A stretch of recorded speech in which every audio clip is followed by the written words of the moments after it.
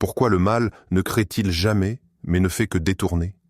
Si Dieu écrit l'histoire, comment le diable continue-t-il d'essayer de lui voler la plume au milieu d'une phrase?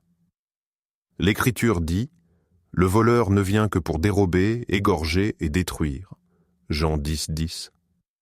D'un serpent murmurant en Éden à des tentateurs dans les déserts et les cours, la tactique de l'ennemi est constante. Déformer ce que Dieu a dit, détourner ce que Dieu a ordonné, retarder ce que Dieu a promis, puis déguiser la défaite en victoire. Nous ressentons cette même pression aujourd'hui, chaque fois que la vérité est manipulée par la propagande, que le but est échangé contre l'orgueil, ou que l'adoration devient une performance. Cet épisode retrace, étape par étape, chaque moment où le diable a tenté de détourner le plan de Dieu, et comment le ciel a répondu. Non pas avec la panique, mais avec la providence. Non pas avec des détours, mais avec une destinée plus profonde. Car quand les ténèbres essaient de s'emparer du cockpit, le Christ n'interrompt pas la mission. Il la fait atterrir pile à l'heure. La question n'est pas de savoir si les attaques sont réelles, mais si nous pouvons en reconnaître le schéma et y résister. De la Genèse à l'Apocalypse, chaque chapitre révèle un moment où l'ennemi a tenté de détourner le plan de Dieu. Au commencement, le serpent est entré dans le jardin, non pas pour détruire la création purement et simplement, mais pour corrompre le dessein. Il a tordu une phrase. Dieu a-t-il vraiment dit? Et l'humanité a abandonné son autorité. Puis vint Caïn, poussé par la jalousie, tuant son frère Abel, menaçant la promesse d'une lignée juste. Mais Dieu a suscité Seth, préservant la semence.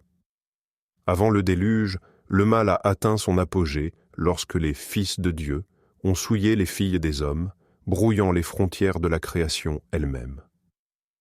Dieu a purifié la terre, mais a préservé une seule famille, celle de Noé. En Égypte, Pharaon a asservi Israël, la nation choisie destinée à porter l'alliance. Mais par le sang sur les poteaux des portes, les chaînes ont été brisées. Des siècles plus tard, Satan a frappé de nouveau, ciblant les descendants de David pour empêcher la venue du Messie. Quand Hérode a massacré les nourrissons à Bethléem, c'était le même complot ancien qui se répétait. Dans le désert, Satan a affronté Jésus directement, offrant des raccourcis vers le pouvoir et la gloire si seulement le Christ voulait plier le genou. Il a refusé. Puis vint la croix, le piège final du diable. Il croyait que tuer le Fils de Dieu mettrait fin à la rédemption pour toujours. Au lieu de cela, la croix est devenue la clé qui a ouvert le salut pour le monde. Même maintenant, l'ennemi tourne ses attaques vers l'Église, infectant la vérité par la tromperie, l'unité par la division, la foi par le confort. Pourtant, chaque tentative de faire dérailler le plan de Dieu n'a fait que rendre plus clair que l'auteur du salut ne peut être réécrit par la rébellion. Certains lisent la Bible comme une collection de batailles déconnectées entre le bien et le mal. D'autres la voient comme une guerre unique menée à travers le temps, où chaque génération fait face à la même tentation, croire que le plan de Dieu peut échouer. Les érudits débattent si ces tentatives de détournement étaient des interventions démoniaques directes ou simplement le résultat de la rébellion humaine influencée par des puissances invisibles. Mais le schéma reste indéniable. Chaque faux prophète, roi corrompu ou cœur trompé reflète ce même murmure ancien. Vous pouvez prendre le contrôle. La première perspective dit que le diable agit par la faiblesse humaine. La seconde insiste qu'il opère à travers des systèmes spirituels qui imitent la sainteté. Les deux sont vrais de différentes manières, car la stratégie de l'ennemi est à la fois externe et interne. Il utilise le monde visible pour mener une guerre invisible. Pourtant, à travers chaque rébellion échouée, des feuilles de figuier d'Éden au tombeau vide, l'Écriture ne cesse de prouver que même lorsque Satan manipule les événements, il se meut toujours dans les limites que Dieu permet. Ce qui ressemble à du sabotage devient une mise en scène. Ce qui semble être une victoire pour les ténèbres devient la scène où la souveraineté divine brille le plus fort. Les tentatives du diable de détourner le plan de Dieu ne se sont pas arrêtées dans les Écritures. Elles ont juste changé de déguisement. Aujourd'hui, il ne parle plus par des serpents ou des rois, mais par des idéologies, des distractions et des désirs qui promettent la liberté tout en enchaînant l'âme. Il détourne la vérité avec des demi-vérités, la foi avec les sentiments, le but avec le plaisir. Dans un monde où nous éditons la moralité pour qu'elle corresponde au confort, la voix ancienne murmure toujours « Dieu a-t-il vraiment dit ?» La technologie, la politique et la culture deviennent désormais les nouveaux jardins où l'obéissance est mise à l'épreuve.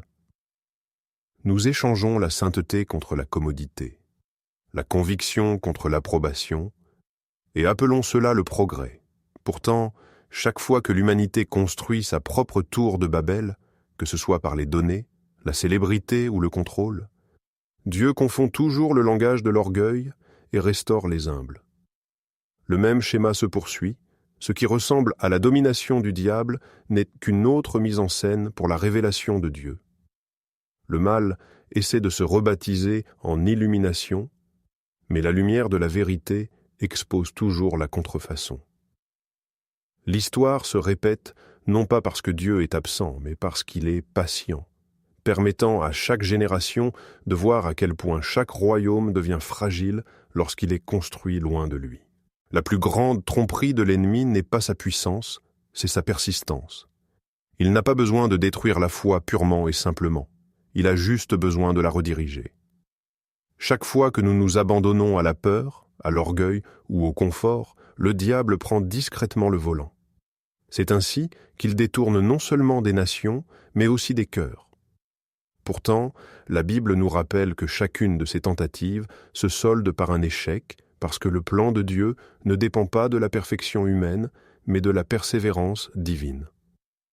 La croix a prouvé que même la trahison, l'injustice et la mort peuvent devenir des instruments de rédemption. La question n'est donc pas de savoir si Satan attaque toujours, il le fait, mais si nous avons appris à reconnaître ses tactiques. Il divise quand Dieu appelle à l'unité, distrait quand Dieu appelle à la concentration, et nous tente de douter quand Dieu nous appelle à faire confiance. La seule défense est la soumission, non la résistance par nos propres forces. Lorsque nous rendons le contrôle au Christ, le siège du pilote change de main à nouveau. Ce que l'ennemi a tenté de détourner devient le chemin même qui nous ramène à la maison. La foi, alors, n'est pas l'absence d'interférence. C'est le refus de céder les commandes. Tout au long de l'Écriture, chaque plan démoniaque se termine de la même manière. Dieu transforme le piège en triomphe. Ce que le serpent voulait pour la ruine est devenu la promesse de la rédemption. Ce qui ressemblait à une défaite à la croix est devenu la porte de la victoire. Chaque plan que le diable a tenté de détourner est devenu une partie de la trajectoire de vol qui a mené au Christ. C'est le paradoxe de la souveraineté divine. Le mal peut interrompre le moment, mais jamais la mission. L'ennemi peut corrompre la volonté humaine, mais il ne peut annuler la parole de Dieu. Le même Jésus qui a apaisé les tempêtes et chassé les démons parle toujours avec autorité sur chaque plan destiné à vous détruire. Lorsque la vie semble détournée, lorsque vos prières tardent, votre but s'éloigne ou votre espérance semble prise en otage, rappelez-vous qu'aucune puissance des ténèbres ne peut réécrire ce qui a été prononcé du ciel. Le plan de Dieu n'est pas fragile, il est éternel. L'interférence de Satan n'est qu'un bruit dans une histoire déjà achevée à la croix. La question n'est pas de savoir si l'ennemi essaiera à nouveau, mais si vous ferez confiance au capitaine qui n'a jamais perdu un vol. Si ce message a remué quelque chose en vous, ne le laissez pas s'évanouir en un autre défilement ou clic.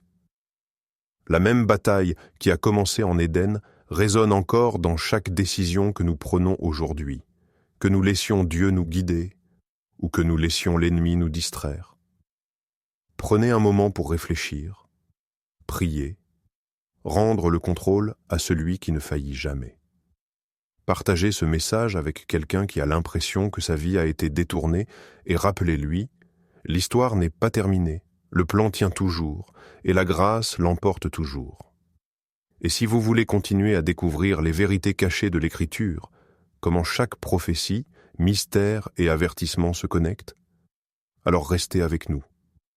Merci d'avoir regardé et veuillez aimer, partager et soutenir Lumière de la Parole pour plus d'aperçus bibliques qui révèlent le plan incassable de Dieu.